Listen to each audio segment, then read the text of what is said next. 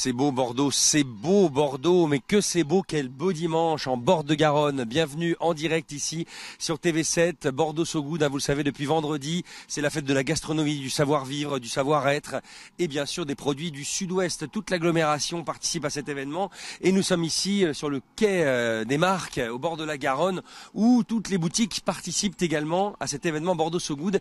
Et nous allons rentrer dans une boutique, elle est toute nouvelle, elle vient d'ouvrir depuis 2 jours, elle s'appelle l'Échoppe de la Lune.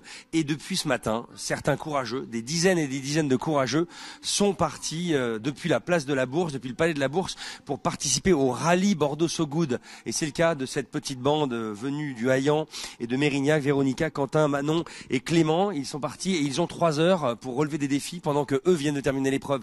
D'autres arrivent et objectif c'est participer à plein d'épreuves dans des boutiques, dans des restaurants, dans des lieux de la ville. C'est chronométré donc je vais les interviewer rapidement parce qu'ils doivent repartir. Comment vous avez décidé de participer à cet événement ?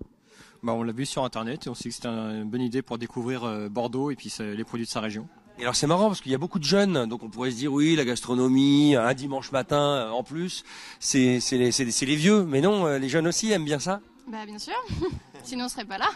Alors qu'est-ce que vous avez fait déjà comme épreuve là ? C'est notre première épreuve pour le moment qu'on a fait ici. C'était quoi le but là ? Je vous ai vu goûter des petits trucs. Le but c'était de deviner les produits qui sont vendus dans le magasin. C'est un sorte de Time's Up. D'accord, un Time's Up, ça veut dire deviner dans un temps très réduit des parfums. C'est ça. Et alors là, le fait que vous participiez là tous les 4, est-ce que ça crée un truc un peu original ? Et ouais, on se connaît depuis pas très longtemps, donc on apprend à se rencontrer en même temps qu'on découvre un peu la ville, c'est sympa. Et toi, tu cuisines ? Beaucoup. C'est vrai ? Voilà. Donc, c'est quoi ta spécialité ? Plutôt le sud-ouest et puis plutôt les produits de la Savoie. Ah bah ouais, la Savoie, 73, 74. Voilà. Exactement. Allez, je vous laisse parce que je sais qu'ils ont beaucoup de boulot. Là, vous partez où maintenant ? À côté. Juste à côté. Allez au boulot, au boulot. Ils vont donc faire une autre épreuve qui les attend et dans un peu plus de 2 heures, ces épreuves seront terminées. Ils ont 14 épreuves en tout. Et je vais rejoindre Anna Pet de la Borde. C'est la jeune gérante de cette jolie boutique qui porte un nom bien poétique quand même, Échoppe de la Lune. C'est tout nouveau, hein, ça a 2 jours. Tout à fait, j'ai ouvert il y a 2 jours. J'avais fait un test à Margaux dans le Médoc cet été qui s'est avéré concluant. Et puis tout le monde m'a dit mais quand est-ce que la boutique ouvre sur Bordeaux ?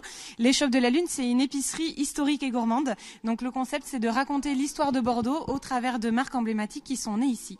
Tout est rangé par ordre chronologique et vous trouverez un peu partout l'histoire des marques. À savoir que vous pouvez aussi faire de jolis coffrets gourmands avec un petit peu de plein de gourmandises qui viennent de Bordeaux. Elle est forte, hein, elle vend sa marchandise.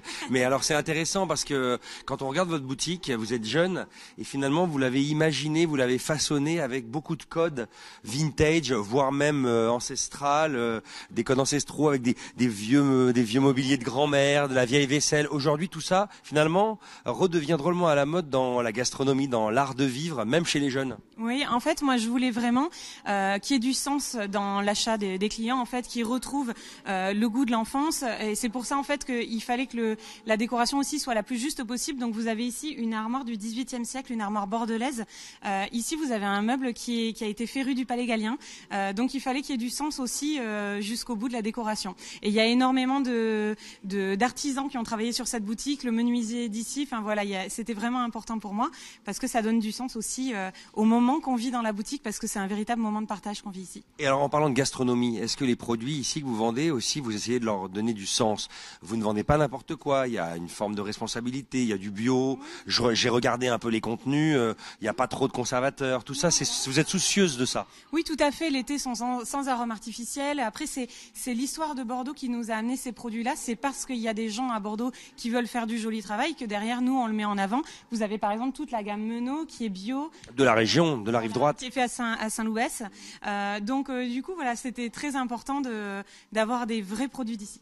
Alors participez là à Bordeaux So Good, pile poil là le week-end où vous ouvrez, c'est génial, c'est une façon de s'inscrire dans la ville là, avec les habitants d'ici et d'ailleurs. C'était important pour moi effectivement de me dépêcher d'ouvrir pour Bordeaux So Good parce que ça a vraiment du sens de montrer la gastronomie locale sur ce week-end effectivement. Alors exemple, là dans ce rallye, vous faites déguster à l'aveugle, dans un temps record, quelques parfums. Allez, on en goûte un, je vous jure je sais pas, j'ai pas eu le temps.